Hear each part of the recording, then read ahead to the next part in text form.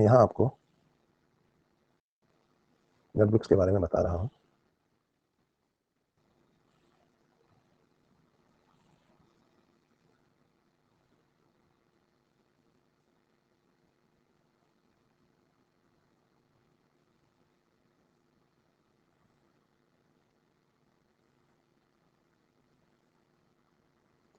तो इस कॉलम में तो हम ब्लड का टाइप ऑफ ब्लड या ब्लड ग्रुप के बारे में लिखेंगे। यहाँ पे इस कॉलम में हम लिखेंगे एंटीजन प्रेजेंट। यहाँ हम लिखेंगे एंटीबॉडी प्रेजेंट। फिर इसमें लिखेंगे ये किस किस को खून दे सकता है, और लास्ट कॉलम में किस किस से ले सकता है। ठीक है, तो पहले टाइप का ब्लड ग्रुप देखिए आप, ये आरबीसी है, मैं चारों में आरबीसी यहाँ बना रहा हूँ। तो जो पहला एग्जांपल है आरबीसी का, ये देखिए ये ब्लड है आरबीसी, और आरबीसी किस में तैर रहा है, यहाँ देखिए ये आरबीसी तैर रहा है प्लाज्मा में। तो यहाँ पे आपको आरबीसी प्लाज्मा में तैरता हुआ दिख रहा है। आरबीसी की सरफेस पे कौन सी एंटीजन प्रेजेंट है? पहले डायग्राम में जो आरबीसी है उसकी सरफेस पे ए एंटीजन प्रेजेंट है। दूसरे डायग्राम में जो आरबीसी है उसकी सरफेस पे बी एंटीजन प्रेजेंट है। तीसरे डायग्राम में जो आरबीसी है उसकी सरफेस पे दोनों एंटीजन प्रेजेंट है, ए भी और बी भी। जबकि चौथे डायग्राम में जो आरबीसी है उसकी सरफेस पे कोई भी एंटीजन प्रेजेंट नहीं है। ठीक है, तो इस बेसिस पे अगर हम देखें तो यही ब्लड ग्रुप का नाम होता है ए बी, और यहाँ पे दोनों प्रेजेंट है तो ए बी, और यहाँ पे कोई प्रेजेंट नहीं है तो जीरो। जीरो को अमेरिकन लैंग्वेज में हम ओ बोल देते हैं। तो ब्लड ग्रुप के नाम क्या है बताइए? ब्लड ग्रुप ए, ये हो गया ए ब्लड ग्रुप, ये हो गया बी ब्लड ग्रुप, ठीक है, ये हो गया ए बी, क्योंकि इसमें ए और बी दोनों प्रेजेंट है। और ये चौथा वाला जो है ये हो गया जीरो ब्लड ग्रुप। जीरो को हम ओ कह देते हैं क्योंकि इसमें ना तो ए प्रेजेंट है और ना ही इसमें बी प्रेजेंट है। ठीक है, अब जो एंटीबॉडीज होती हैं ये इम्यूनोग्लोबुलिन एम टाइप की एंटीबॉडीज होती हैं, आईजीएम। तो जिसके ब्लड में ए एंटीजन होती है ना उसके प्लाज्मा में एंटी बी एंटीबॉडी होती है, और जिसके ब्लड में बी एंटीजन है उसके प्लाज्मा में एंटी ए है। ये पहले से बनी बनाई होती है। तो इसके पास एंटी बी है, इसके पास एंटी ए है। कैसे बनती है बाद में देखेंगे।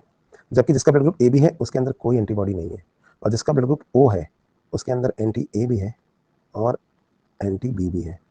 इसको आप ऐसे समझिए, मतलब इसमें दोनों प्रेजेंट है। इसको आप ऐसे समझिए कि जैसे चार कंट्रीज हैं, इंडिया, तीन तीन कंट्रीज हैं, इंडिया, पाकिस्तान और अमेरिका। ठीक है, तो सपोज इंडिया जो है वो हम ए से दिखा रहे हैं, पाकिस्तान को हम बी से दिखा रहे हैं, अमेरिका को हम ओ से दिखा रहे हैं, और चौथा है पाकिस्तान ऑक्यूपाइड कश्मीर, जो एक्चुअली इंडिया का हिस्सा है पीओके, लेकिन पाकिस्तान ने हमसे चुरा रखा है। तो इसको मैं कश्मीर के नाम से रेफर करूंगा, ठीक है, पीओके या के, है ना। तो ये चार कंट्रीज हैं। अब इंडिया में कौन रहते हैं दोस्तों? तो इंडिया में तो रहते हैं इंडियंस, ठीक है। पाकिस्तान में रहते हैं पाकिस्तानी। हर इंडियन के माथे पे क्या लिखा है? इंडिया। तो हम उसे कैसे पहचानते हैं कि ये इंडियन है? क्योंकि उसके माथे पे इंडिया लिखा है, यानी उसके आरबीसी पे कौन सी एंटीजन है? ए। सभी पाकिस्तानियों के माथे पे क्या लिखा है? पाकिस्तान। जो पाकिस्तान ऑक्यूपाइड कश्मीर के लोग हैं उनके माथे पे दोनों लिखा हुआ है, इधर इंडिया और इधर पाकिस्तान।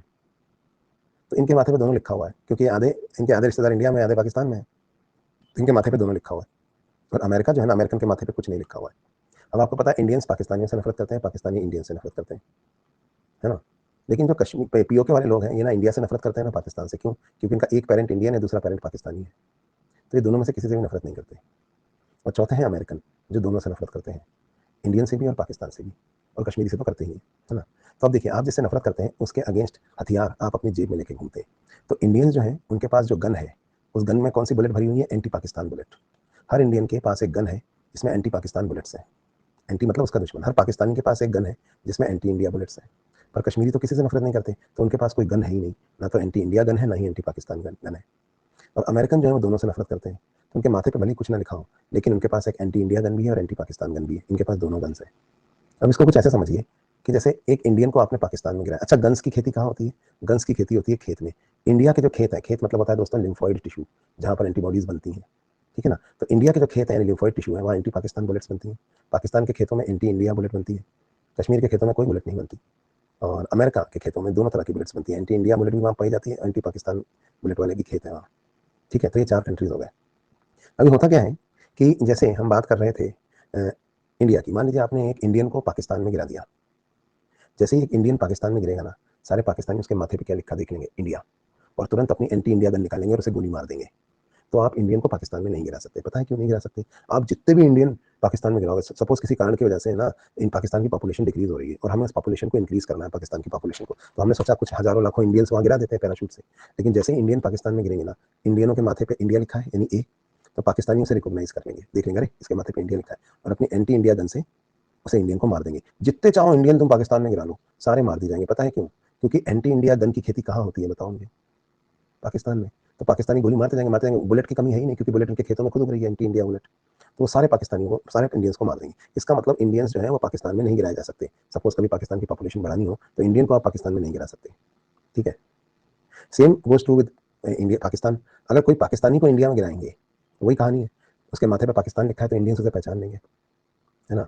और अपनी एंटी पाकिस्तान बुलेट निकाल के चाहे जितने पाकिस्तानी तुम इंडिया में भेज दो, लेकिन हर पाकिस्तानी को हम मारते जाएंगे एंटी इंडिया बुलेट से, मारते जाएंगे मारते जाएंगे मारते जाएंगे, क्योंकि हमारे पास खेतों में एंटी पाकिस्तान बुलेट ग्रो होती है, ठीक है? अब आइए भाई साहब कश्मीरी के बारे में। इसके साथ अजीब प्रॉब्लम है, जब इसको इंडिया में गिराते हैं तो इंडियंस देख लेते हैं इसको, कह रहे हैं इसके माथे पे इधर पाकिस्तान लिखा है, इधर इंडिया लिखा है, तो क्या हुआ? इधर तो पाकिस्तान लिखा है, तो ये इससे नफरत करते हैं, ये इसको यहाँ पे पाकिस्तान ऑक्यूपाइड कश्मीर वाले को यहाँ नहीं घुसने देंगे। ठीक है, इसके माथे पे जो है पाकिस्तान लिखा है, इधर इंडिया लिखा है, तो क्या, इधर तो पाकिस्तान लिखा है ना। तो जब आप इसको पीओके वाले को इंडिया में गिराते हैं तो इंडिया अपनी एंटी बी से, क्योंकि यहाँ बी है तो ये सारे बीसी को मार देता है, चाहे जितने ए बी वाले आप बी में ए में गिरा लो, सारे मार दिए जाएंगे।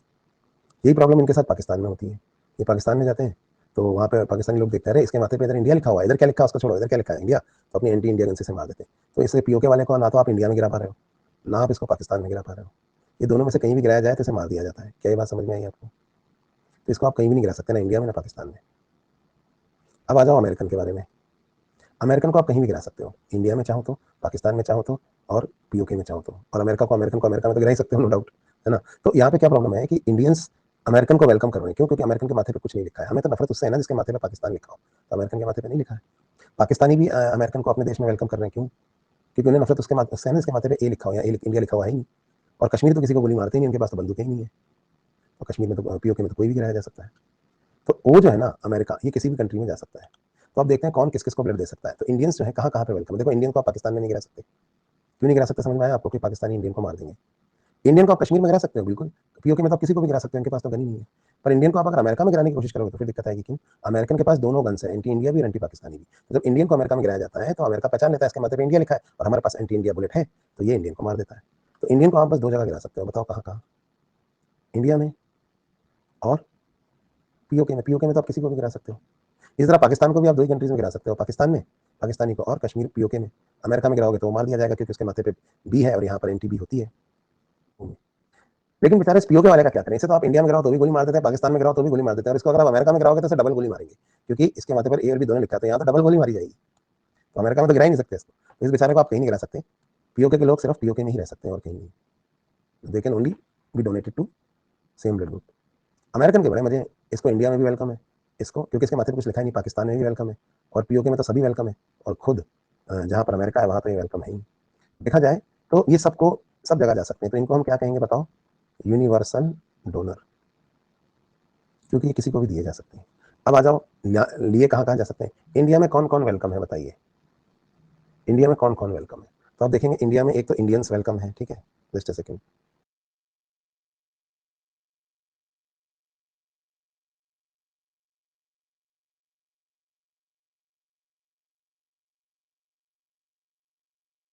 तो भाई इंडिया में इंडियंस वेलकम है, बिल्कुल है। मतलब इंडिया में कहाँ कहाँ से लोग आ सकते हैं? इंडिया से आ सकते हैं, बिल्कुल आ सकते हैं। और कहाँ से आ सकते हैं बोलो? अमेरिका से आ सकते हैं। पीओके वाला घुसता है हम गोली मार देते हैं, पाकिस्तानी घुसता है हम गोली मार देते हैं। पाकिस्तान में पाकिस्तानी वेलकम है और अमेरिकन वेलकम है। पीओके में तो सब वेलकम है, इंडिया, पाकिस्तान, अमेरिका, और पीओके वाले खुद तो पीओके में आ ही सकते हैं, तो यहाँ सब आ सकते हैं, ये सबको ले सकते हैं। इसलिए ये कौन है? ये है universal recipient.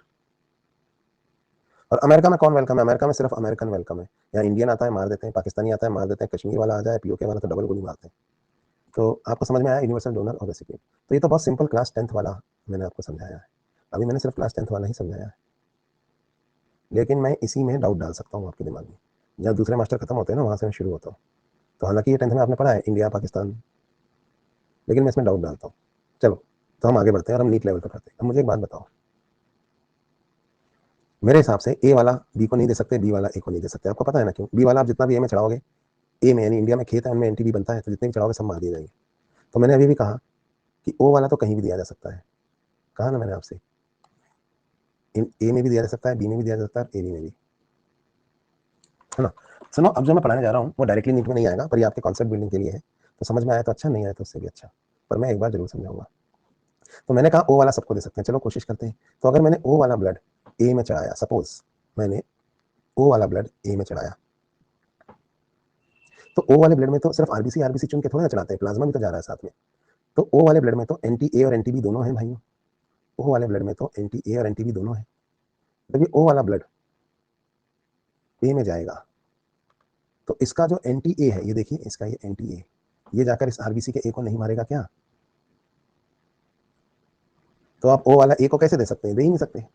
In the same way अगर मैंने ओ वाला बी को देने की कोशिश करी, तो ओ वाले के ब्लड में तो एंटी बी है ना, जब ये हमने बी में चढ़ाया तो ओ वाले ब्लड के प्लाज्मा का एंटी बी जाकर इस आरबीसी के बी को नहीं मारेगा क्या?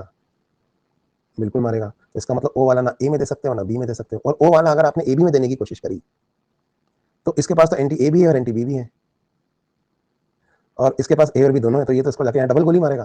तो ओ वाला ए बी को तो दे ही नहीं सकते, नहीं दे सकते ना। तो मैंने अभी भी यूनिवर्सल डोनर फेल कर दिया।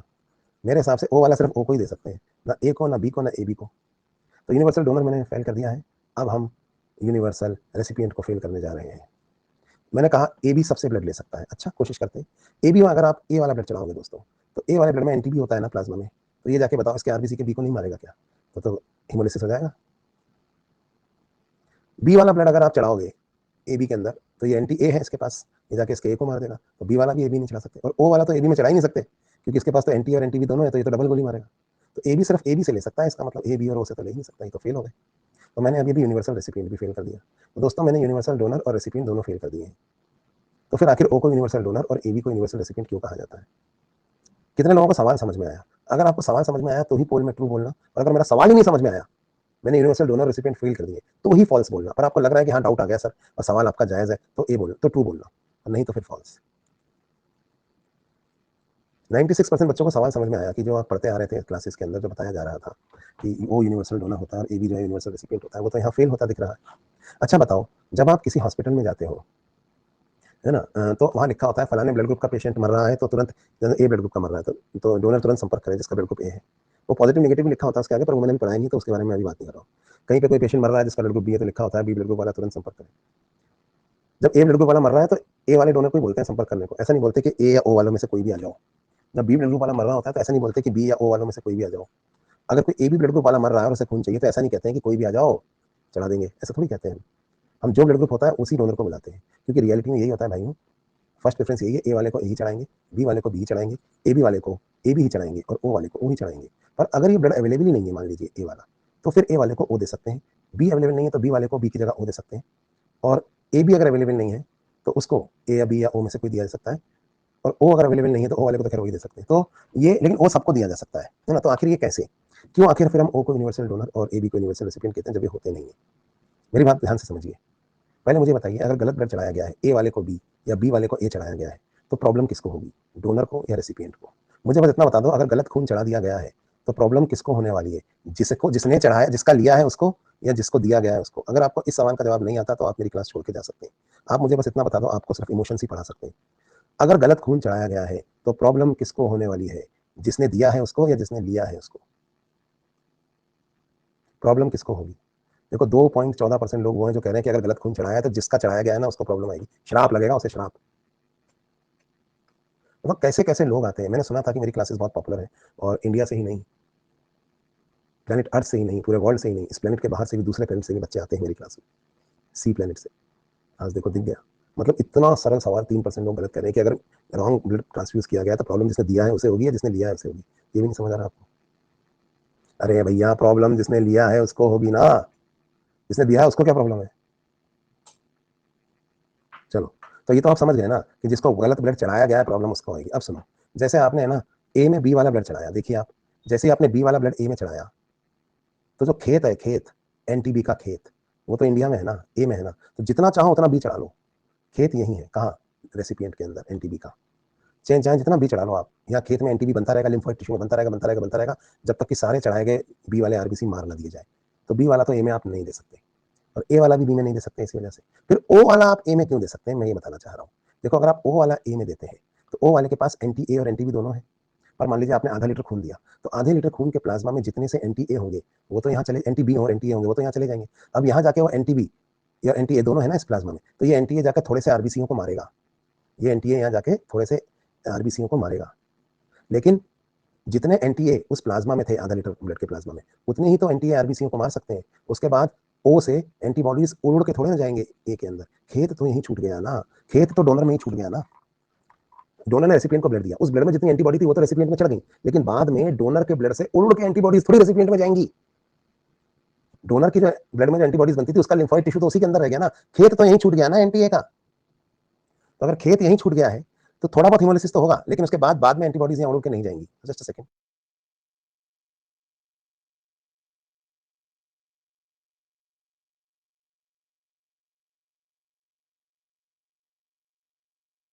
ठीक है, तो बाद में एंटीबॉडीज जो है वो उड़ के नहीं जाएंगी। इसलिए क्या होगा कि ए वाला, जब ओ वाला ए में चढ़ाएंगे ना, तो ओ के अंदर, यो अमेरिकन, इसको आप ऐसे समझिए कि आपने, इंडिया की पॉपुलेशन डिक्रीज हो रही थी, ध्यान से सुनिएगा मेरी बात, इंडिया की पॉपुलेशन डिक्रीज हो रही थी, ठीक है। हमने चाहा कि हमें कुछ मजदूरों की जरूरत थी, मजदूर चाहिए हमें, हमारे यहाँ मजदूरों की पॉपुलेशन डिक्रीज हो गई है, तो हमने कहा अमेरिका से कुछ मजदूर मंगाते हैं, क्योंकि पाकिस्तान के मजदूरों को तो हमारे इंडियंस तुरंत मार देते हैं, क्योंकि उनके खेत। Just second.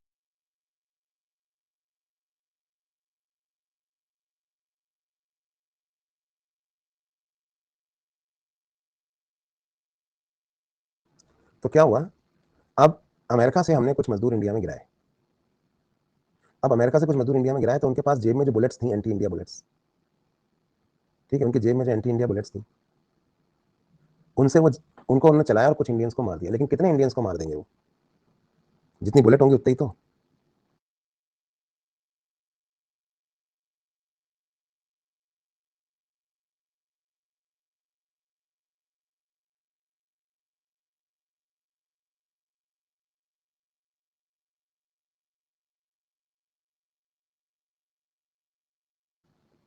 ठीक है, तो जितनी बुलेट्स उस अमेरिकन के पास थी उनकी जेब में, उन्होंने बुलेट्स चलाई और कुछ इंडियंस को मार दिया। इसके बाद भाइयों उनकी गोलियां हो गई खत्म। अब गोलियां खत्म हो गई तो अमेरिका से गोलियां उड़ के उनकी बुलेट में थोड़ी घुसेंगी, उनकी गन में थोड़ी घुसेंगी जाके, खेत तो वहीं छूट गया ना। तो अब वो बुलेट बेकार, गोलियां खत्म होने के बाद वो किसी काम के नहीं रहे, फिर हम उन्हें दो थप्पड़ लगाएंगे, कहेंगे लग जा मजदूरी करने। अब वो हमारे देश की पॉपुलेशन बढ़ा देंगे और यहाँ बैठ के मजदूरी करेंगे, यानी ट्रांसपोर्ट ऑफ गैसेस। तो होता क्या है, इसी तरह से अमेरिकन को आप पाकिस्तान में गिराएंगे तो वो अपने एंटीबी वाली बुलेट से थोड़े बहुत पाकिस्तानियों को मारेगा, लेकिन उसके बाद उसकी बुलेट खत्म हो जाएंगी, तो फिर उसको इस देश में मजदूरी करनी पड़ेगी। समझ में आई बात? तो इसलिए आप ओ, ए या बी को दे सकते हो, और ए बी को तो इसलिए दे सकते हो, ए बी में भी वही होगा, जितनी बुलेट इसके पास है उनसे ये थोड़े ए और बी को मारेगा, थोड़े आरबीसी को मारेगा, फिर जब ये बुलेट्स खत्म हो जाएंगी सारी, तो फिर ये भी यहाँ मजदूरी करेगा, अब उसको यही मजदूरी करनी पड़ेगी ना। तो होता क्या है, इसको आप ऐसे समझिए कि सपोज इधर डोनर है, इधर रेसिपिएंट है। डोनर जो है, मान लीजिए रेसिपिएंट के अंदर 4 लीटर ब्लड रह गया था, तो हमको ना 1 लीटर ब्लड देना पड़ेगा डोनर से रेसिपिएंट को। डोनर का ब्लड ग्रुप सपोज ओ है और रेसिपिएंट का ए है, तो हमने 1 लीटर ब्लड यहाँ दिया। तो ये जो 1 लीटर ब्लड हमने दिया ना डोनर से, ये 1 लीटर जाके इसके 4 लीटर में से थोड़े से आरबीसी को मारेगा, और ये ब्लड सिर्फ 3.8 लीटर रह जाएगा अब। पर टोटल ब्लड इसमें कितना पहुंच गया बताओ? टोटल पहुंच गया 4.8। तो काम हो गया कि नहीं हो गया इसका? 1 लीटर बाहर से आया और 4 का 3.8 रह गया, 4.8 लीटर में काम चल जाएगा, क्योंकि 4 लीटर ही रह गया था ना इसके अंदर, तभी तो हमने दिया था। तो थोड़ी सी, इसलिए बेहतर ये होगा कि हम ए वाला ही दें अंदर, ए वाला देंगे तो पूरा 4 + 1 5, यानी कि पूरा 5 लीटर बचेगा, है ना। पर ए अगर नहीं है, ओ, ए ब्लड ग्रुप अगर हमारे पास नहीं है तो हमारे पास चॉइस नहीं है, तो फिर हम ओ दे सकते हैं। समझ में आई बात? तो यही चीज हम बी में भी कर सकते हैं, ये चीज ए बी में भी कर सकते हैं। इसलिए ओ को हम क्या बोलते हैं? Universal donor. क्योंकि ओ के अंदर जितनी एंटीबॉडीज हैं ओ में आ रही है ना, एंटी ए और एंटी बी, तो ये एंटी ए और एंटी बी जाकर थोड़ा बहुत तो मारेंगी इस 4 लीटर को, और इतना रह जाएगा फिर ये 3.8। तो अमेरिकन उतनी ही गोलियां चला सकता है जितनी उसकी गन में है, क्योंकि इसका जो खेत है ना वो कहाँ छूट गया है? वो छूट गया है अमेरिका में, तो नई बुलेट्स नहीं बनेंगी।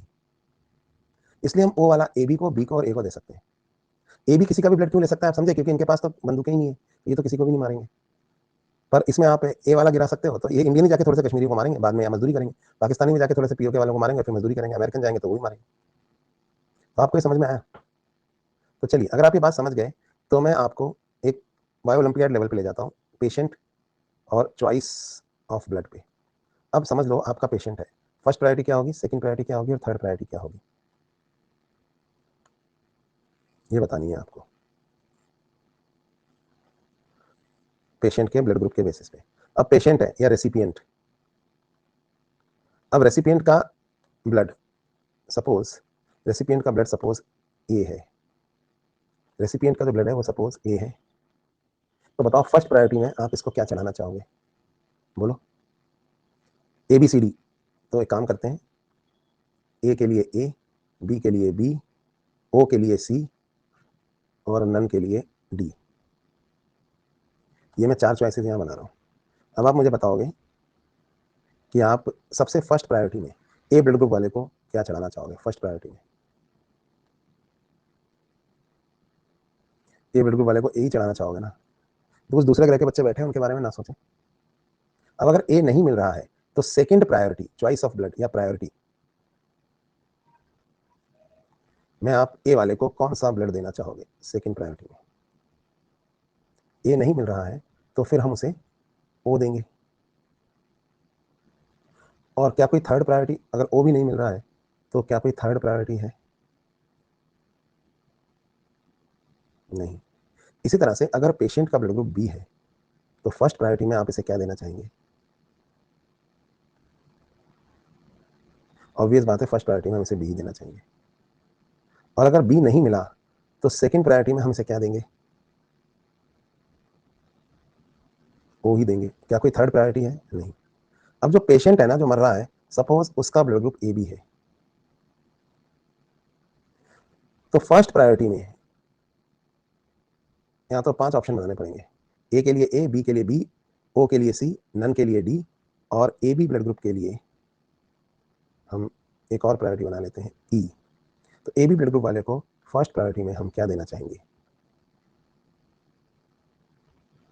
ऑब्वियसली फर्स्ट प्रायोरिटी में हम उसे ए बी ही देना चाहेंगे, ठीक है। और अगर A B blood group available नहीं है तो हम उसे क्या देना चाहेंगे, मैं आपको 2 चॉइसेस देता हूँ। ए बी ब्लड ग्रुप अगर अवेलेबल नहीं है तो आप उसे क्या देना चाहेंगे, एक चॉइस है ए और बी, ये हमारी फर्स्ट चॉइस है, और सेकंड चॉइस है ओ। सेकंड प्रायोरिटी में क्या देना चाहेंगे उसे, पता है सेकंड चॉइस प्रायोरिटी में हम उसे देना चाहेंगे या तो ए या बी। पता है क्यों, क्योंकि मान लीजिए कश्मीर में पॉपुलेशन कम हो रही है, तो आप वहाँ इंडियन को गिराएं, पीओके में कम हो रही है, या पाकिस्तानी को गिराएं तो वो डैमेज कम करेगा, अमेरिकन को गिराएंगे तो वो डैमेज ज़्यादा करेगा। पता है क्यों, क्योंकि इंडियन के पास सिर्फ एंटी बी गन है, पाकिस्तानी के पास सिर्फ एंटी ए गन है, अमेरिकन के पास तो डबल गन मारेगा ना, ये डबल गोली मारेगा, तो ज़्यादा हिमोलिसिस होगा। तो इसलिए ए बी वाले को अगर ए बी नहीं मिलता तो पहले ए बी देते हैं, नहीं तो ए और बी देते हैं, और वो भी ना मिले तो लास्ट चॉइस में उसको हम क्या देते हैं, लास्ट चॉइस में वो देते हैं। समझ में आई बात। और अगर ओ ब्लड ग्रुप वाला पेशेंट मर रहा है तो फर्स्ट चॉइस में उसको क्या देंगे बताओ, फर्स्ट चॉइस में उसको हम देंगे ऑब्वियसली ओ। सेकंड चॉइस में क्या देंगे उसको, अगर ओ ब्लड ग्रुप अवेलेबल नहीं है तो सेकंड चॉइस में क्या देंगे उसको, अब और कुछ दे ही नहीं सकते भैया, सेकंड थर्ड चॉइस है ही नहीं, वो दे सकते हो, देना है नहीं तो कुछ नहीं दे सकते। अमेरिका में सिर्फ अमेरिकन गिर सकते हैं, इंडियन गिरेंगे तो मार दिए जाएंगे, पाकिस्तानी गिरेंगे तो मार दिए जाएंगे, और पीओके वाले तो डबल गोली मार जाएंगे। आ गई बात समझ में। तो क्या आपको ये समझ में आया, मैंने यहाँ पे बताया कि चॉइसेस ऑफ ब्लड कैसे डिसाइड होती है।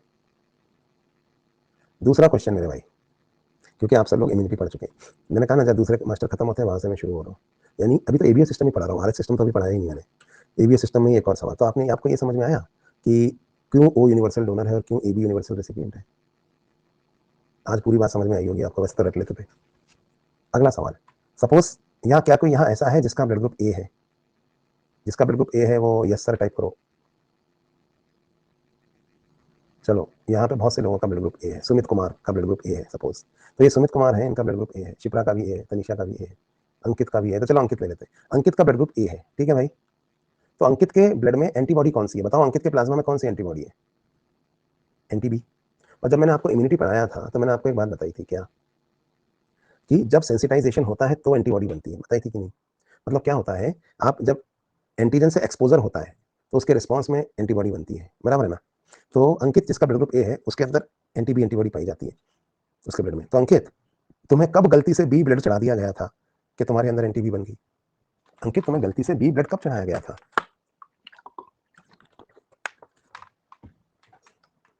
किसी का ब्लड ग्रुप बी है यहाँ? किसी का ब्लड ग्रुप बी है? तन्मय का बी है। तन्मय भाई, तुम्हारे ब्लड में एंटी ए एंटीबॉडी है या नहीं? तो तन्मय, तुम्हें गलती से कभी ए ब्लड चढ़ाया गया होगा, तभी तो तुम्हारे अंदर एंटी ए बन गई। क्या किसी का ब्लड ग्रुप ओ है यहाँ पे? ओ किसका ब्लड ग्रुप है? शाहजेब भाई, शाहजेब भाई का ब्लड ग्रुप ओ है। बड़े बदनसीब हैं ये, इन्हें गलती से बचपन में एक बार ए चढ़ा दिया गया, फिर एक बार गलती से इन्हें बी भी चढ़ा दिया गया, क्योंकि इनके ब्लड में एंटी ए भी पाई जाती है और एंटी बी भी पाई जाती है। इनके ब्लड में ना ये दोनों पाई जाती है। 2 बार दुर्घटना हो चुकी है इनके साथ। और जिसका ब्लड ग्रुप ए भी है यहाँ, वो लकी है, उसे आज तक कोई गलत ब्लड नहीं चढ़ाया गया, तभी तो उसके अंदर ना तो एंटी ए है और ना ही एंटी बी है, उसके अंदर कोई एंटीबॉडी है ही नहीं। तो क्या आपको मेरा सवाल समझ में आ रहा है? अरे भैया, गलत ब्लड थोड़े ना चढ़ाया जाता है, फिर ये एंटीबॉडीज कैसे बन जाती है? ए वाले में एंटी बी ही क्यों बनती है और बी वाले में एंटी ए ही क्यों बनती है? ये इम्यूनोग्लोबुलिन एम एंटीबॉडीज होती है, पहले तो ये जान लीजिए। और इम्यूनोग्लोबुलिन एम एंटीबॉडीज पता है, कई बार इनके जो फॉर्मेशन का जो बेसिस होता है वो जेनेटिक भी होता है। मैं बताता हूँ इनका असल में ए वाले में एंटी बी और बी वाले में एंटी ए कैसे बनती है। देखो एक्चुअली क्या होता है कि जब बच्चा पैदा होता है ना, तो जब न्यूबॉर्न बेबी होता है तो जीन्स ये डिसाइड कर देते हैं, फादर और मदर के जो जीन्स है वो ये डिसाइड कर देते हैं कि इसके आरबीसी पर एंटीजन कौन सी बनेगी, ए बनेगी कि बी बनेगी कि ए बी बनेगी कि दोनों बनेगी। तो न्यूबॉर्न बेबी जो होता है ना बच्चों, ध्यान से समझिए, उसके आरबीसी पर कौन सी एंटीजन होगी ये बात तो जीन डिसाइड कर देते हैं। और जीन कैसे डिसाइड करते हैं ये आपने जेनेटिक्स में पढ़ा होगा, नहीं पढ़ा है तो ये आपको जेनेटिक्स में पढ़ाया जाएगा, पढ़ा है कि नहीं? जीन्स कैसे डिसाइड करते हैं? जैसे दो जीन्स पे दो लोग है ना, जैसे ए ब्लड ग्रुप वाला आदमी दो तरीके का हो सकता है, एक तो ए और दूसरा A0। बी ब्लड ग्रुप वाला आदमी दो तरीके का हो सकता है, बी या B0। ए बी ब्लड ग्रुप वाला आदमी जो होता है वो एक ही तरह का होता है, AB, उसका जीनोटाइप पढ़े नहीं पड़े। और ओ ब्लड ग्रुप वाला जो होता है उसके ऊपर कुछ भी नहीं है, 0 0, दोनों 0 है। तो अब आप वो स्क्वायर बना के पता लगा सकते हैं कि अगर फादर का ब्लड ग्रुप ए है, मदर का ब्लड ग्रुप बी है, तो बच्चे का क्या क्या हो सकता है। सुना है ना? पुनेट स्क्वायर पढ़ा नहीं पढ़ा आपने? तो और फादर का अगर ओ बी है, बच्चा अगर ओ है तो फादर का ब्लड ग्रुप क्या हो सकता है, मदर का क्या हो सकता है, ये आपको जेनेटिक्स में पढ़ाया जाएगा। मेरे पास इतना टाइम नहीं पढ़ाने का। पर इतना जान लीजिए कि ब्लड ग्रुप्स जो है इस तरह से डिसाइड होते हैं, ठीक। अब एक बात समझिए, तो आरबीसी पे कौन सा एंटीजन होने वाला है ये माँ बाप डिसाइड कर देते हैं कि आप किन माँ बाप की औलाद हैं, किन्होंने आपको जन्म दिया है, उससे ही डिसाइड हो जाएगा, उससे ही डिसाइड हो जाएगा कि आपके आरबीसी पे किस तरह का ब्लड ग्रुप, मतलब आपके आरबीसी पे कौन सी एंटीजन आएगी। और ये पता है बर्थ के समय तक डिसाइड हो चुका होता है। पेरेंट्स का जो जीनोटाइप है वो ये डिसाइड कर देता है कि आपके आरबीसी पर कौन सी एंटीजन आने वाली है। लेकिन भाइयों बहनों, जो आपका प्लाज्मा है, जो आपका प्लाज्मा है, यहाँ देखिए, ये बाहर क्या है, ये है प्लाज्मा। प्लाज्मा में कौन सी एंटीबॉडी बनेगी ये बर्थ के समय नहीं होता है डिसाइड। कौन सी बनेगी वो तो डिसाइड होता है, लेकिन बनी हुई नहीं होती। फिर से सुनिए, न्यूबॉर्न बेबी के आरबीसी पर एंटीजन तो होती है, लेकिन उसके प्लाज्मा में कोई एंटीबॉडी नहीं होती। अब जब ये पैदा होने के बाद माँ के शरीर से बाहर आता है, तो ये प्रदूषित वातावरण जो हमारे गंदी दुनिया है, exposure to environment over next 1 month, अगले 1 महीने में इसको ये सांस लेगा, खाना पीना जो भी चीजें, हमारे जो इन्वायरमेंट है ना, इसमें 2 तरह के एंटीजेंस पाई जाती हैं, इन्वायरमेंटल एंटीजेंस। और पता है 2 तरह की कौन सी एंटीजेंस हमारे इन्वायरमेंट में पाई जाती है? ए वाली भी पाई जाती है और बी वाली भी पाई जाती है, ये दोनों इन्वायरमेंट में पाई जाती है। तो अगले 1 महीना ये इन दोनों एंटीजेंस से एक्सपोज होगा। एंटीजन से एक्सपोज जब होता है दूध में, खाने पीने में, चीजों में, तो इस एक्सपोजर से इसके अंदर अब एंटीबॉडी बनेगी। लेकिन भाइयों बहनों, कौन सी, अब एक्सपोज तो ये दोनों हो रहे हैं, देखिए एक्सपोज तो ये सभी होंगे इन्वायरमेंट से, ये भी होगा, ये भी होगा, ये भी होगा और ये भी होगा, एक्सपोजर हो रहा है इनको इन्वायरमेंट से, ठीक है। तो ये सब एक्सपोजर से होकर गुजर रहे हैं, तो ये गंदा वातावरण है जिससे ये एक्सपोज हो रहे हैं। तो प्रॉब्लम ए भी दे रहा है, प्रॉब्लम बी भी दे रहा है, ध्यान से समझिएगा, दोनों प्रॉब्लम दे रहे हैं, लेकिन ये एंटीबॉडी किसके अगेंस्ट बनाएंगे ये चीज डिसाइड कर देते हैं इनके जीन्स। अब इस बात को आप बिल्कुल आज की सोसाइटी, हमारे देश में जो हो रहा है नोटंकी, उस पर समझ लीजिए। आपके माँ बाप कौन थे, इससे ये डिसाइड हो जाता है कि आपका ग्रुप क्या है। आपने खुद तो उसे चुना नहीं, आप किस घर में पैदा हुए उसका ठप्पा ठप्पा लगवा के आप नहीं आए थे दोस्तों, भगवान ने ठप्पा नहीं लगाया था, पर आप जिस घर में पैदा हुए आपके मदर और फादर का फेथ क्या है, उनकी कास्ट क्या है, उनका रिलीजन क्या है, इस बेसिस पे आपका रिलीजन ऑटोमेटिकली वो हो जाता है कि नहीं हो जाता है ना। आपने खुद थोड़े ना चूज किया था, आप जिस घर में पैदा हुए तो आपके पेरेंट्स का जो जीनोटाइप था उसके बेस पे आपके आरबीसी पे जो एंटीजन आनी थी आ गई। अब जब आप इन्वायरमेंट में चल रही प्रॉब्लम से अपने आप को एक्सपोज करते हैं न्यूबॉर्न बेबी, शुरू में इसके दिल में किसी के लिए नफरत नहीं है, ये बिना नफरत के पैदा हुआ है, इसके पास हथियार है ही नहीं, एंटीबॉडी है ही नहीं, ये सिर्फ अपने माँ बाप का ठप्पा अपने ऊपर लगवा कर दुनिया में आया, पर दुनिया ने इसे नफरत करना सिखा दिया। पता है कैसे? इस इन्वायरमेंट में अगले 1 महीने तक एक्सपोज होगा, यहाँ पर इसे ए भी परेशान करेगा और बी भी परेशान करेगा, ये प्रॉब्लम्स है।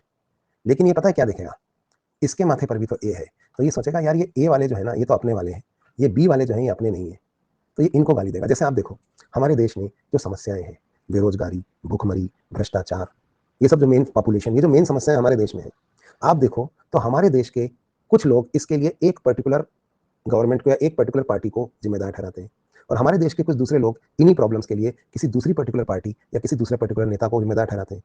दोनों गालियां दे रहे हैं, लेकिन प्रॉब्लम तो है, और प्रॉब्लम किस वजह से है वो छोड़ो, लेकिन आपको गाली किसे देनी है ये आपके पेरेंट्स तय कर देते हैं कि देखो भाई अपने को इसको तो गाली देनी है, उसको नहीं देनी है। कुछ लोग रविश कुमार को गाली दे रहे हैं, कुछ लोग सुधीर चौधरी को गाली दे रहे हैं। क्यों? क्योंकि जो आपको सूट कर रहा है या जो आपको अपने जैसी भाषा बोलता दिख रहा है वो आपका अपना है। प्रॉब्लम तो है ही, प्रॉब्लम तो दोनों की वजह से है, या प्रॉब्लम तो इन्वायरमेंट में है, पर उन प्रॉब्लम के लिए आप कोसोगे किसको? कुछ लोग जो पार्टी पावर में है उसको जिम्मेदार ठहराते हैं, कुछ लोग जो अपोजिशन में है उसको जिम्मेदार ठहराते हैं। तो प्रॉब्लम देखो यार, करप्शन, अब करप्शन की प्रॉब्लम का तो वो तो कोई भी पार्टी आ जाए वो तो रहेगी ना, अरे रहेगी कि नहीं रहेगी।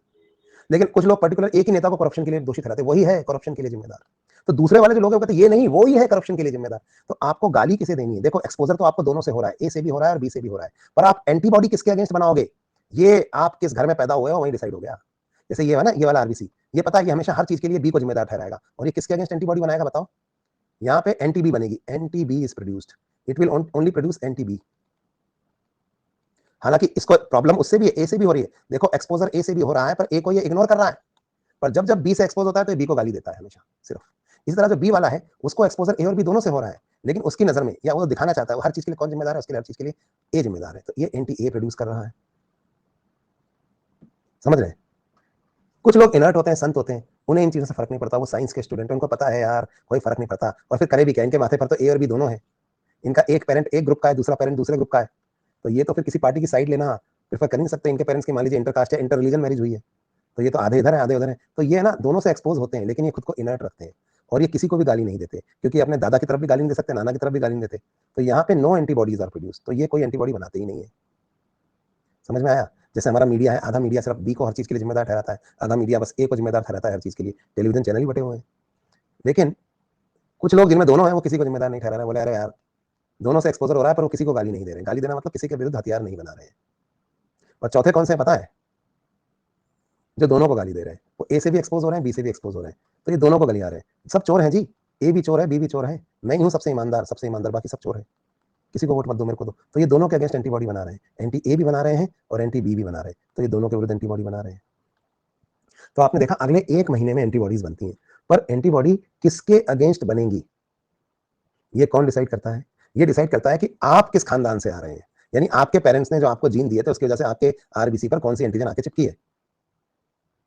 तो आप उस हिसाब से डिसाइड कर लेते हैं यार ये वाले तो अपने वाले हैं, इनको गाली नहीं देंगे, ये अपने वाले नहीं है, इनको देंगे। तो एंटीबॉडीज इन्वायरमेंट में जब बच्चा एक्सपोज होता है तो वो ए और बी दोनों को होता है, और इससे फिर अगले 1 महीने बाद एंटीबॉडीज बनती हैं, पर किसमें कौन सी बनेगी ये जेनेटिक्स से डिसाइड हो चुका होता है पहले, हालांकि बनती है 1 महीने बाद है, ठीक है, एनवायरमेंटल एक्सपोजर से। पर एक मजे की बात यह है, तो इससे एक मतलब समझ में आया आपको क्या? अगर एक न्यू बॉर्न बेबी मर रहा है और उसका डिजायर्ड ब्लड ग्रुप अवेलेबल नहीं है, तो आप उसको कोई भी खून चढ़ा दो, उसके अंदर नफरत है ही नहीं, यानी उसके अंदर कोई एंटीबॉडी है ही नहीं, तो उस वक्त उसे कोई भी खून चढ़ा सकते हो। लेकिन दिक्कत यह है कि 1 महीने बाद मर जाएगा वो, पता है क्यों? क्योंकि जब वो इन्वायरमेंट से एक्सपोज होगा ना, तो जो खून आपने चढ़ाया है अगर वो उस ब्लड ग्रुप का नहीं है जो उसका वाला है, तो फिर उसके अगेंस्ट एंटीबॉडी बनना शुरू हो जाएंगी। समझ में आ रही नहीं आ रही? इसलिए नहीं चढ़ाते, वरना शुरू में तो जब बच्चा पैदा हुआ था तब उसे थोड़ी पता था। बताओ, बच्चा पैदा हुआ है उसको थोड़ी पता है, बाद में हम उसके दिमाग में जहर भर देते हैं अगले 1 महीने में कि देखो हम लोग ये हैं, वो लोग वो हैं, और साइंस पढ़ाने की जगह पता नहीं क्या पढ़ाने लगते हैं। तो मैं तो चाहता हूँ मेरे स्टूडेंट्स इन चीज़ों से ऊपर उठे, है ना, और इन सियासती बातों से हट के सिर्फ पढ़ाई पर फोकस रखें अपना, ठीक है। तो हम साइंस पढ़ते हैं तो क्या होता है कि अगले 1 महीने में ये एक्सपोजर जो है ना ये गलत आ जाता है, इसकी वजह से वो अपने पसंद की एंटीबॉडीज बनाने लगता है जो उसके वालों के अगेंस्ट है। चलो भाई, तो आगे बढ़ते हैं। तो ये आपको समझ में आया, कोई भी ब्लड चढ़ा दो लेकिन 1 महीने बाद प्रॉब्लम आ जाएगी। ये इन्वायरमेंटल एक्सपोजर कैसे होता है? अरे हवा में सांस ले रहा है तो यहाँ भी एंटीजन से उनसे भी एंटीबॉडीज बनती है, तो ये हो गया। तो अभी अभी दोस्तों हमने एबीओ सिस्टम पूरा पढ़ा है, लेकिन अब हम एक दूसरा सिस्टम पढ़ने वाले हैं जिसको हम कहेंगे RH सिस्टम। ठीक है, तो हमने ABO सिस्टम पढ़ लिया और ABO सिस्टम के हिसाब से हमने ब्लड ग्रुप्स भी देख लिए हैं। ये सब मैंने पढ़ा दिया, लैंडस्टीनर ने ढूंढा था ये ABO सिस्टम। अब हम पढ़ने जा रहे हैं RH सिस्टम। RH सिस्टम बाद में ढूंढा गया और RH सिस्टम ढूंढने वाले साइंटिस्टों ने, लैंडस्टीनर, वीनर वगैरह ने, इन्होंने बताया कि ABO सिस्टम के अलावा भी एक और तरीका है जिससे हम ब्लड ग्रुप को क्लासिफाई कर सकते हैं। एक और किस्म की एंटीजन होती है जिसे कहा जाता है डी एंटीजन, जो आरबीसी पे प्रेजेंट भी हो सकती है और एब्सेंट भी हो सकती है। तो प्रेजेंस या absence of D antigen on the RBC, यह है criteria. This D antigen was first discovered in a rhesus monkey, rhesus macaca नाम के मन, इसलिए इसको RH एंटीजन भी कहते हैं, क्योंकि ये किस में ढूंढी गई थी? एक बंदर के आरबीसी पर, रीसस मंकी के ऊपर ढूंढी गई थी ना ये पहली बार, तो इसलिए इसको RH एंटीजन भी कहते हैं। इसके हिसाब से दोस्तों दुनिया में दो तरह के ब्लड ग्रुप्स होते हैं, एक जिनके आरबीसी पर डी एंटीजन प्रेजेंट होती है और दूसरे जिनके आरबीसी पर डी एंटीजन एब्सेंट होती है। तो जो लोगों के आरबीसी पर डी एंटीजन प्रेजेंट होती है वो RH पॉजिटिव कहलाते हैं और जिन लोगों के आरबीसी पे डी एंटीजन एब्सेंट होती है वो RH नेगेटिव कहलाते हैं। दुनिया के अराउंड 85% लोग RH पॉजिटिव हैं और 15% लोग ही ऐसे हैं जो RH नेगेटिव हैं। तो प्रेजेंस या एब्सेंस ऑफ डी एंटीजन के बेसिस पे हम दो तरह का ब्लड ग्रुप देखते हैं, RH पॉजिटिव और RH नेगेटिव। लेकिन भाइयों काम की बात यह है कि जैसे आपको पता है ABO सिस्टम में एंटीबॉडीज बनी बनाई होती थी, वैसे RH सिस्टम में एंटीबॉडीज बनी बनाई नहीं होती हैं। यानी जिनके आरबीसी पर डी एंटीजन है वो तो ठीक, पर जिनके आरबीसी पर डी एंटीजन नहीं है उनके प्लाज्मा में anti D antibody is not pre formed, ये पहले से बनी हुई नहीं है। ठीक है, ये पहले से बनी बनाई नहीं होती है, बस इतना याद रखो। ये जब एक्सपोजर होता है, कोई गलत एक्सपोजर, मान लीजिए आपने RH पॉजिटिव वाला आरबीसी RH नेगेटिव में चढ़ा दिया, तो इस एक्सपोजर के बाद ये बनना शुरू होती है और बनने में कई महीने लगते हैं, इसको पहली बार बनने में टाइम लगता है। तो नॉर्मली ये बनी बनाई नहीं होती। तो इस बेस पे दो तरह का ब्लड ग्रुप हो गया, बोलो कौन सा? RH पॉजिटिव और RH नेगेटिव। तो अब मैं आपके आगे 8 ब्लड ग्रुप्स लिखने वाला हूं और आप मुझे ये बताएंगे कि कौन सा जो ब्लड ग्रुप है उसका नाम क्या है। तो एंटीजेंस की प्रेजेंस या एब्सेंस, अब हम ABO सिस्टम को ना RH सिस्टम के साथ कंबाइन करेंगे। जैसे मैं इस क्लास को दो ग्रुप्स में बांट सकता हूँ, बॉयज और गर्ल्स। फिर एक और क्राइटेरिया ले लेता हूँ, मैथ्स वाले और बायो वाले। सपोज ये क्लास में दोनों है, IT वाले भी है, नीट वाले भी है सपोज, तो मैं फिर उनको इंजीनियर और डॉक्टर में भी बांट सकता हूँ। तो 4 क्राइटेरिया बन जाएंगे, engineer boys, engineer girls, doctor boys, doctor girls. बात समझ में आई? तो यहाँ पे आप देखिए ये 4 तरह के आरबीसी हैं और अलग तरह के आरबीसी हैं। अब आप मुझे ब्लड ग्रुप का नाम बताएंगे। RH पॉजिटिव RH नेगेटिव तो आप समझ ही गए, डी एंटीजन प्रेजेंट होगी तो RH पॉजिटिव होगा और डी एंटीजन एब्सेंट होगी तो RH नेगेटिव होगा। तो AB और O के आगे पॉजिटिव या नेगेटिव कैसे लगता है, समझ में आया? प्रेजेंस या एब्सेंस ऑफ डी एंटीजन। हाँ, टीचर स्टूडेंट भी है। चलो तो यहाँ पे ध्यान दो। अब जैसे ये आरबीसी है और ये बाहर प्लाज्मा है, सपोज आरबीसी पर सिर्फ एक ही एंटीजन है जिसका नाम है A, तो बताओ इस ब्लड ग्रुप का नाम क्या है? क्या आप बता सकते हैं ब्लड ग्रुप कौन सा है? तो ये ब्लड ग्रुप है A नेगेटिव। लेकिन अगर किसी आरबीसी पर दो एंटीजन है, A एंटीजन भी है और D एंटीजन भी है, तो अब बताओ ये ब्लड ग्रुप क्या है? कमेंट में बताओ। तो ये ब्लड ग्रुप हो गया A पॉजिटिव। किसी आरबीसी के ब्लड ग्रुप पे सिर्फ B एंटीजन है, तो ये कौन सा ब्लड ग्रुप है बताओ? तो ये हो गया B नेगेटिव। और अगर किसी आरबीसी के ऊपर दो एंटीजन से B भी है और D भी है, तो ये क्या हो गया बोलो? B positive. अब किसी आरबीसी में सिर्फ D एंटीजन है और कोई भी नहीं है, तो ये बताओ ये क्या है? 0 यानी कि O, लेकिन O पॉजिटिव। और किसी आरबीसी में कुछ भी नहीं है, तो ये क्या है? कुछ भी नहीं है, इसके ऊपर कुछ है ही नहीं। अब बोलो, O नेगेटिव। और अगर तीनों है, A भी है, B भी है और D भी है, तीनों एंटीजन है, तो ये हो गया AB पॉजिटिव। और अगर सिर्फ A और B है, D नहीं है, तो ये कौन सा ब्लड ग्रुप हो गया? ये हो गया AB नेगेटिव। अगर आपको ये 8 समझ में आ गए हैं तो पोल में ट्रू बोलना, और अगर नहीं समझ में आए हैं तो फॉल्स। क्या आपको ये 8 समझ में आ रहे हैं? सी प्लेनेट वाले को छोड़ के बाकी सबको समझ में आ रहा है। 2% लोग थोड़ा इमोशंस जलाएं। ठीक है, तो ये हो गया। अब प्लाज्मा में कौन सी एंटीबॉडी होगी वो तो आपको पता ही है, इसमें कौन सी वो मैं नहीं जा रहा डिटेल में। तो आपको ब्लड ग्रुप समझ में आया कैसे A positive, B positive, AB positive, O positive, O negative होता है। अब अगली बात, यहाँ पे ये जो एंटी डी एंटीबॉडी होती है, ये पहले से बनी बनाई नहीं होती है इसमें, पर ये कब बनती है पता है? ये तब बनती है जब किसी रीजन की वजह से फर्स्ट एक्सपोजर हो जाता है। मान लीजिए आपने RH नेगेटिव वाले को RH पॉजिटिव चला दिया, कोई बात नहीं, अभी तो कुछ नहीं होगा, सेंसिटाइजेशन हो जाएगा बस। लेकिन इससे क्या होगा पता है?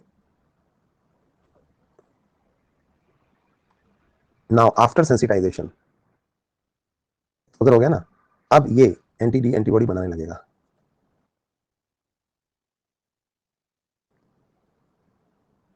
एंटी डी एंटीबॉडी दरअसल ना इम्यूनोग्लोबुलिन जी होती है। तो इम्यूनोग्लोबुलिन जी यानी anti D antibody starts forming, ये इम्यूनोग्लोबुलिन जी होती है। सेंसिटाइजेशन मतलब एक्सपोजर, आपने आरबीसी RH पॉजिटिव वाला आरबीसी नेगेटिव को चढ़ा दिया अगर, तो एक बार तो आप ब्लड ट्रांसफ्यूजन कर सकते हो, एक बार तो कर दोगे आप, कोई दिक्कत नहीं आएगी। लेकिन अगर सेकंड टाइम आप दोबारा करोगे ना वही ब्लड ट्रांसफ्यूजन, अगर आपने सेकंड टाइम दोबारा ब्लड ट्रांसफ्यूजन किया तो अब की बार दिक्कत आ जाएगी। पता है क्यों? सेकंड एक्सपोजर पे अब इस RH नेगेटिव ब्लड के अंदर बन चुकी है, क्या बन चुकी है बोलो? Anti D antibody. ये रेडी है।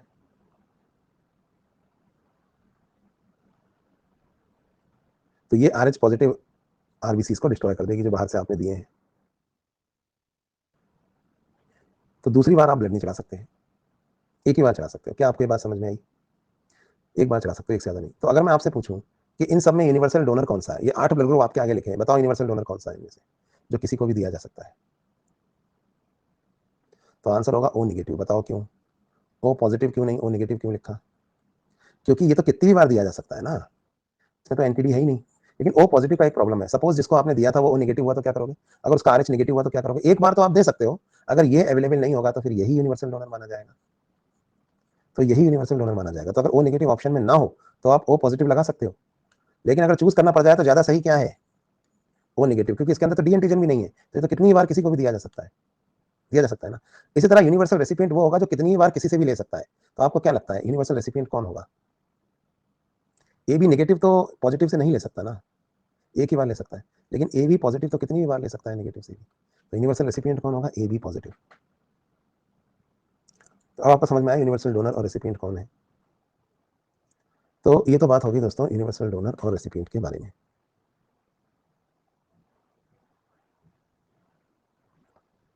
अब आगे बढ़ते हैं और हम बात करते हैं RH ब्लड ग्रुप की। ठीक है, तो इराइथ्रोब्लास्टिसिस फिटालिस की एक प्रॉब्लम मैं आपको यहाँ बताना चाहता हूँ जो दरअसल इसकी वजह से आती है। किसकी वजह से? ये जो हमने देखा ना एंटी डी एंटीबॉडी। तो एंटी डी एंटीबॉडी भाइयों बहनों पहले से बनी बनाई नहीं होती, बाद में बनती है। अब इसको मैं यहाँ समझा देता हूँ आपको RH सिस्टम में क्या होता है। अब जैसे क्या होता है, फादर अगर RH पॉजिटिव है और मदर अगर RH नेगेटिव है, तो क्योंकि RH वाला जीन डोमिनेंट होता है तो बच्चा most of the times RH positive ही होता है।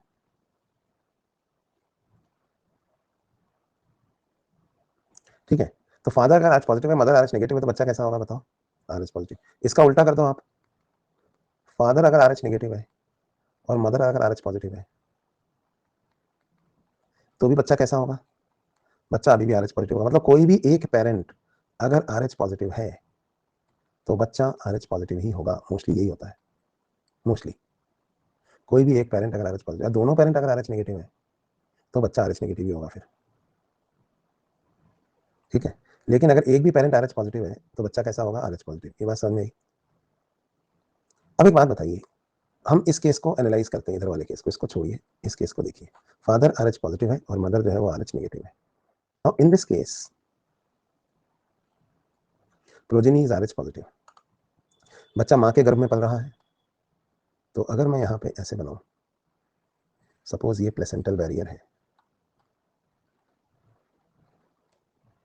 प्लेसेंटा के इस तरफ सपोज मैटरनल ब्लड है और इस तरफ फीटल ब्लड है। ठीक है, ये माँ का आरबीसी है और ये बच्चे का आरबीसी है। माँ जो है उसका ब्लड ग्रुप है मान लीजिए RH नेगेटिव और बच्चा जो है वो है सपोज RH पॉजिटिव, क्योंकि फादर RH पॉजिटिव था। तो बच्चा कैसा होगा? बच्चा भी RH पॉजिटिव है, बताया ना मैंने आपको। तो क्या होगा कि वैसे तो इधर का आरबीसी उधर नहीं जाता, उधर का आरबीसी इधर नहीं आता, माँ के आरबीसी पे डी एंटीजन है, प्लाज बच्चे के आरबीसी में डी एंटीजन नहीं है, आरबीसी के ऊपर, सॉरी माँ के आरबीसी पे डी एंटीजन नहीं है, बच्चे के आरबीसी पे डी एंटीजन है। ये बात समझ में आई? तो जब डिलीवरी हो रही होती है ना, वैसे तो इधर का ब्लड उधर नहीं जाता, उधर का इधर नहीं आता, बीच में बैरियर है, सिर्फ गैसेस का ट्रांसपोर्ट होता है, लेकिन डिलीवरी के टाइम पे क्या होता है, प्लेसेंटा उखड़ती है ना, तो कभी कभी थोड़ी सी ब्लड की मिक्सिंग हो जाती है। At the time of delivery क्या होता है कि बच्चे का कुछ ब्लड हो सकता है इधर जाके मिक्स हो जाए माँ के ब्लड के साथ, at time of first delivery बच्चे का कुछ ब्लड जो है वो माँ के ब्लड में जाके मिक्स हो गया, ठीक है। इससे क्या होता है, सेंसिटाइजेशन हो गया, इस बच्चे को तो कोई प्रॉब्लम नहीं होगी क्योंकि ये तो निकल गया बाहर, तो फर्स्ट चाइल्ड विल सर्वाइव। लेकिन माँ के अंदर सेंसिटाइजेशन होने के बाद क्या बनने लगता है बताओ, माँ के अंदर अब एंटी-डी बनने लगती है।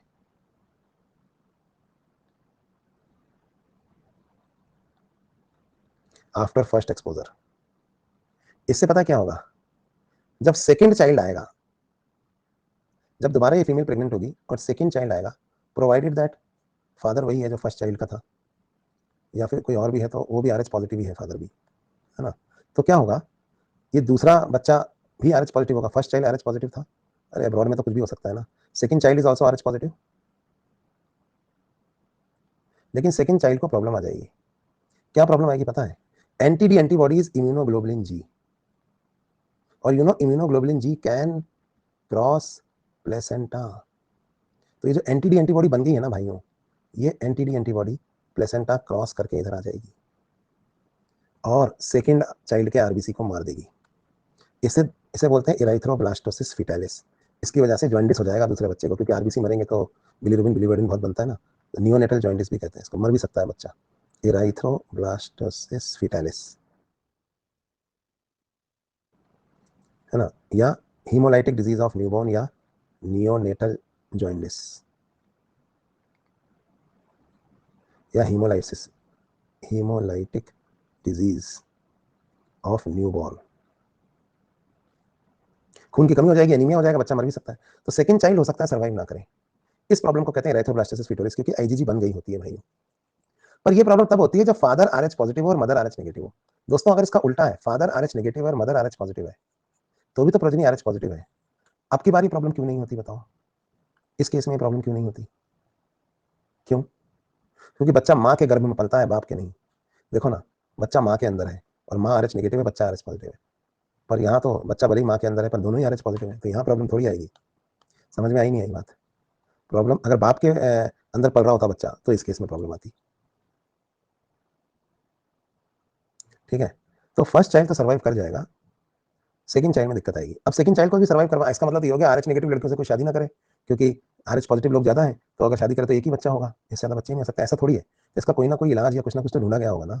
अभी क्या होता है, इसका इलाज हम कैसे करते हैं सुनिए, जैसे मान लीजिए हस्बैंड आरएच पॉजिटिव है और वाइफ आरएच नेगेटिव है, सपोज, है ना, तो जब पहली डिलीवरी होती है वाइफ की, या पहला एबॉर्शन भी हुआ है अगर, जब बच्चा बाहर आ गया है, तो उस वक्त हम उसे ना एक एंटी डी इंजेक्शन दे देते हैं,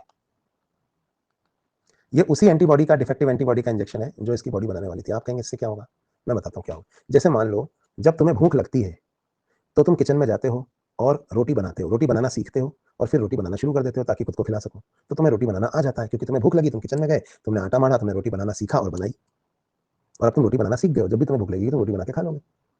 लेकिन इसकी जगह जब भी तुम्हें भूख लगे, अगर मैं बाहर से रेडीमेड पराठे तुम्हारे लिए डिलीवर करा दूं स्विगी से या जोमेटो से, ये ले तो रोटी वोटी कहाँ बनाने जा रहा है किचन में, ये ले पराठे खा, तो जब भी आपको भूख लगे उसी वक्त आपको रेडीमेड पराठे बाहर से दे दिए जाए या रोटियां बाहर से बनी बनाई दे दी जाए, तो आप रोटी बनाने किचन में जाओगे नहीं, तो आप रोटी बनाना सीखोगे नहीं।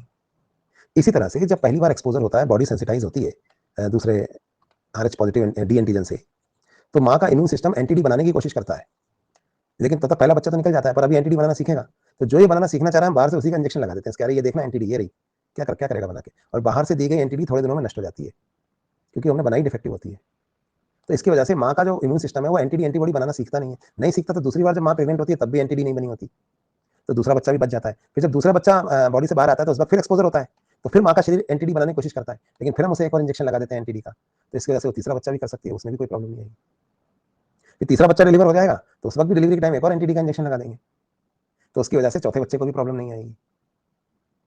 कुछ लोग कह रहे हैं सर कितने हैं, बस करो सर। तो ये है भैया। अब यहाँ पे हाँ टीम 11 बनाओगे ना, ड्रीम 11 टीम बनानी है अभी तो ऐसा है। तो ये आपको समझ में आया एंटी डी इंजेक्शन देने से क्या फायदा होगा।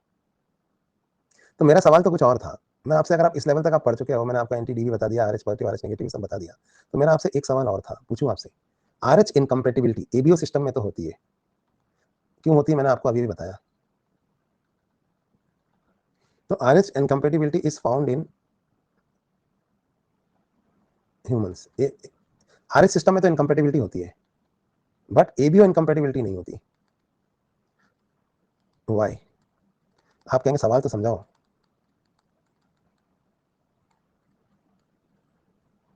सवाल ये है कि आरएच पॉजिटिव फादर और आरएच नेगेटिव मदर हो, तो आप समझ गए कि बच्चा आरएच पॉजिटिव होगा तो उसमें प्रॉब्लम आ सकती है। लेकिन सपोज सपोज मदर जो है उसका ब्लड ग्रुप है ओ और फादर का जो ब्लड ग्रुप है वो है ए बी।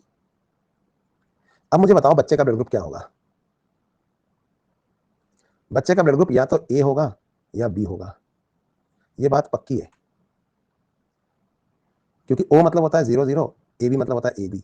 तो बच्चा या तो ये बना होगा या बच्चा ये बना होगा, यानी कि ए या बी।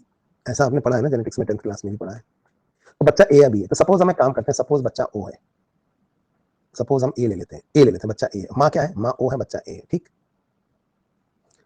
तो आप मुझे एक बात बताइए, माँ अगर ओ है और बच्चा अगर मैटरनल ब्लड, इधर मैटरनल ब्लड है और इधर ना फीटल ब्लड है, इनके बीच में बस एक ही बैरियर है और वो है यहाँ प्लेसेंटा। तो ये माँ का आरबीसी है, बच्चे का आरबीसी है। माँ के आरबीसी पे तो कुछ नहीं है, पर माँ के प्लाज्मा में एंटी ए भी पाई जाती है और एंटी बी भी पाई जाती है। बच्चे के आरबीसी पर बी एंटीजन, ए एंटीजन है सपोज, और प्लाज्मा में क्या है बोलो।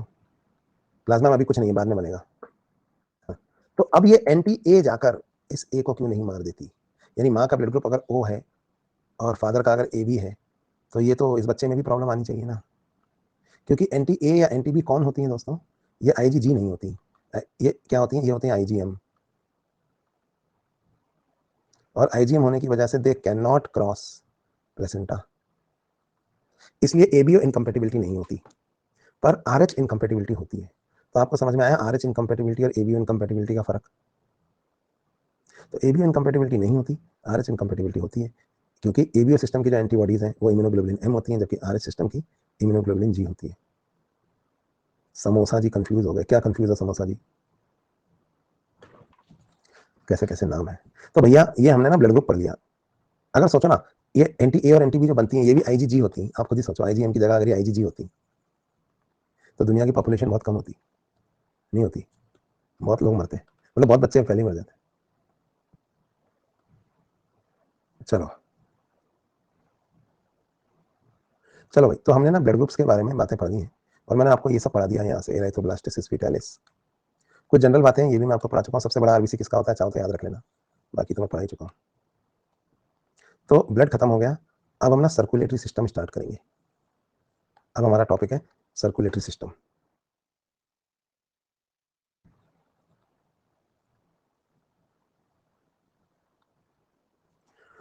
इससे पहले हम एनसीईआरटी का आरआरआर कर लें। चलो ब्लड का आरआरआर कर लेते हैं, देख लेते हैं कि ब्लड में कोई ऐसी चीज तो नहीं है जो हमने नहीं पढ़ी। और तुम बोलो तो ब्लड का मैं अलग से एक मैच भी ले सकता हूँ स्पेशल क्लास में। कब लेना है बता दो, आज या परसों। आज नहीं तो परसों ले लेंगे। फिर परसों कौन सा दिन है भाई, परसों है फ्राइडे, तो फ्राइडे को मैच ले लें।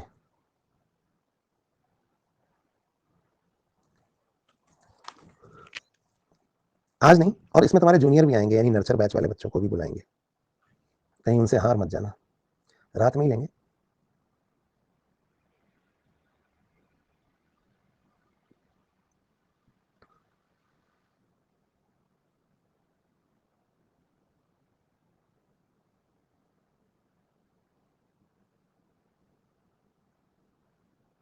चलो भाई।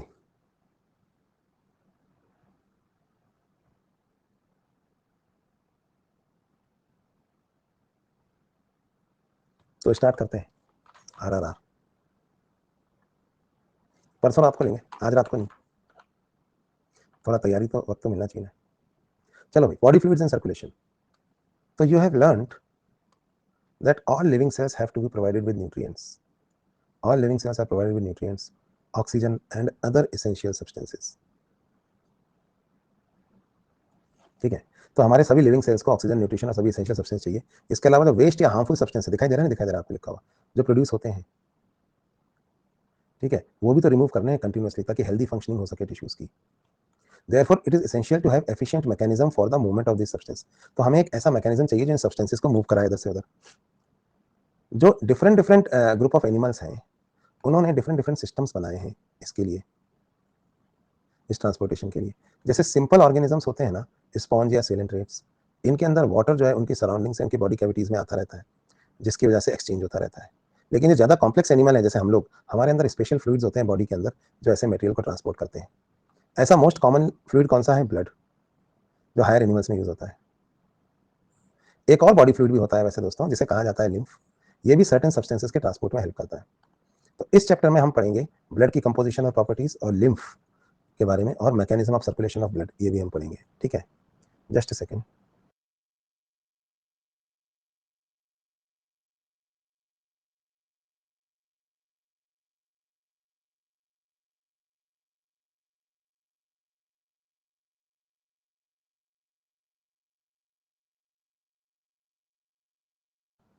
चलिए, तो अब यहाँ पे क्या होता है कि इस चैप्टर में हम पहले पढ़ेंगे ब्लड के बारे में।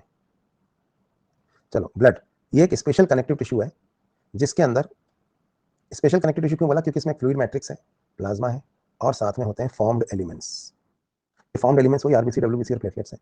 तो पहले प्लाज्मा के बारे में बात करते हैं। प्लाज्मा ना स्ट्रॉ कलर का होता है, पेल येलो, विस्कस फ्लूइड होता है, जो लगभग 55% ऑफ द ब्लड वॉल्यूम को बनाता है। ये बातें आपको पता है। 90 से 92% प्लाज्मा वाटर ही होता है, और प्रोटीन होते हैं 6 से 8%। इसमें फाइब्रिनोजिन, ग्लोबुलिन और एल्बुमिन मेजर प्रोटीन है। अब एक छोड़ दिया इन्होंने, एल्बुमिन, ग्लोबुलिन, फाइब्रिनोजिन लिखा था, प्रोथ्रोम्बिन भी लिख देते हैं। थोड़ा इंक बचा लिया है इन्होंने, पर आप यहाँ जोड़ दें, और कौन सा कितना परसेंट है वो आपको पता ही है। चलिए आगे बढ़ते हैं, ऐसी आदत है इनकी, इंक बचा लेते हैं।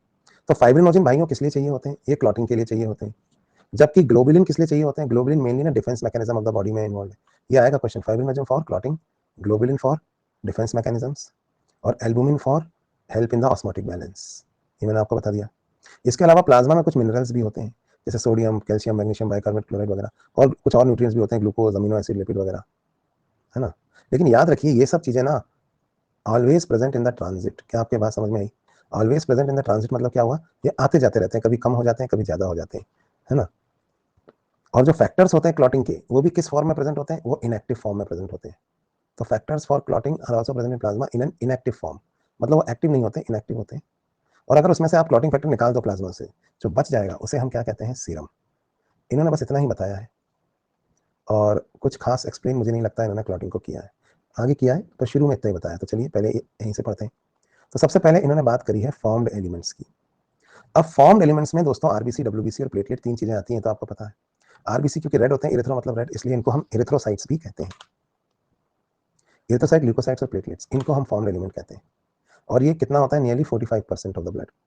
सबसे पहले बात करें इरेथ्रोसाइट या रेड ब्लड सेल की, ये most abundant of all cells होते हैं। कितना काउंट होता है इनका? 5 मिलियन, यानी 50 लाख से 55 लाख पर क्यूबिक मिलीमीटर। कहाँ बनते हैं ये बनते हैं रेड बोन मैरो में। नियरली 45% लिखा है, मतलब 44 होते हैं, 1% में बाकी आते हैं, पता है आपको। तो ये बोन मैरो में बनते हैं। आरबीसी में न्यूक्लियस नहीं होता मोस्ट मैमल्स में, और आरबीसी बाइकॉन्केव होते हैं, ये बता दिया मैंने।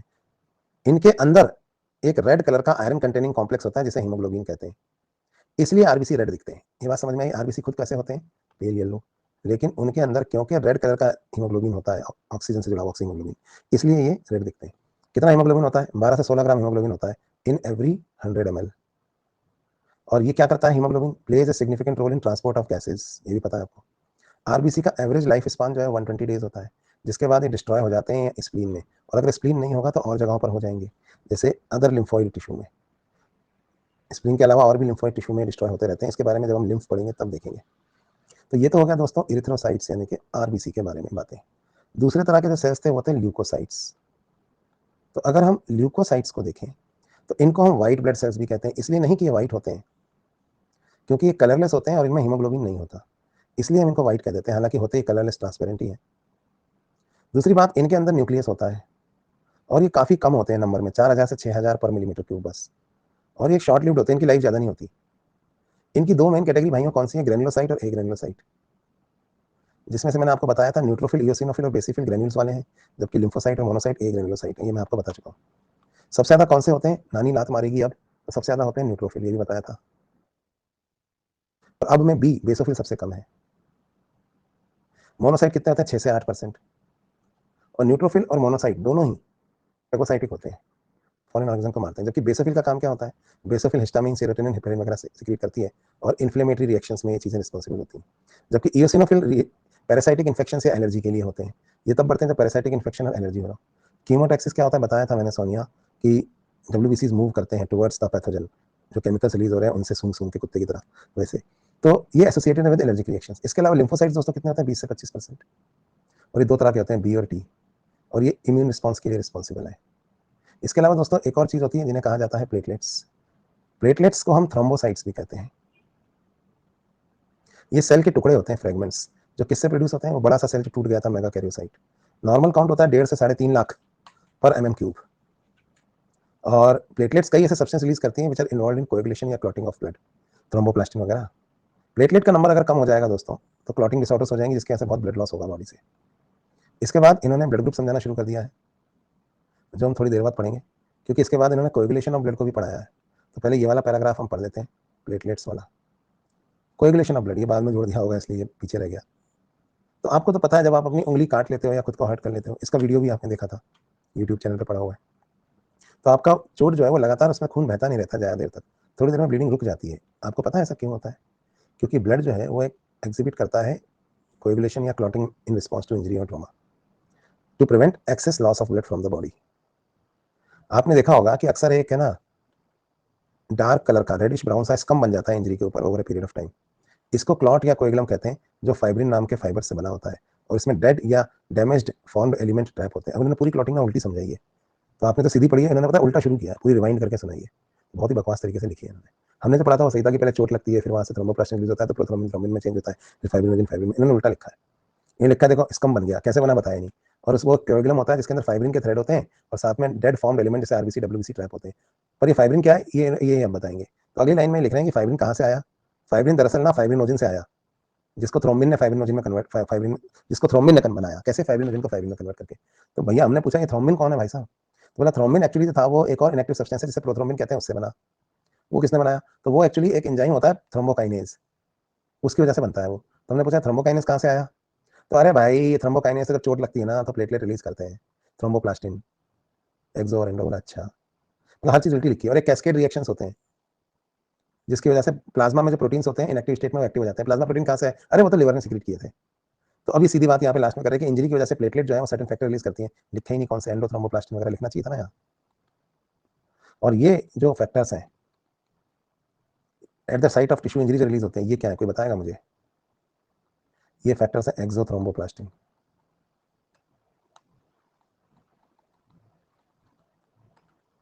तो एक्सो और एंडोथ्रोम्बोप्लास्टिन है। इसके अलावा दोस्तों कैल्शियम आयन भी बड़ा इंपॉर्टेंट रोल प्ले करते हैं क्लॉटिंग में। ये लिख के इन्होंने खत्म कर दिया, आगे कुछ बताया नहीं उन्होंने कि हीलिंग होती है, रिपेयर होती है, प्लेटलेट डिराइव्ड ग्रोथ फैक्टर पीडीजीएफ भी कुछ होते हैं। तो ये सब इन्होंने नहीं लिखा, खत्म हो गया है। वापस आते हैं और ब्लड ग्रुप्स के बारे में पढ़ते हैं। आज ब्लड का आर पूरा खत्म कर देंगे। अब ब्लड ग्रुप्स के बारे में जो सूचना यहाँ दे रहे हैं उसको सुन लीजिए।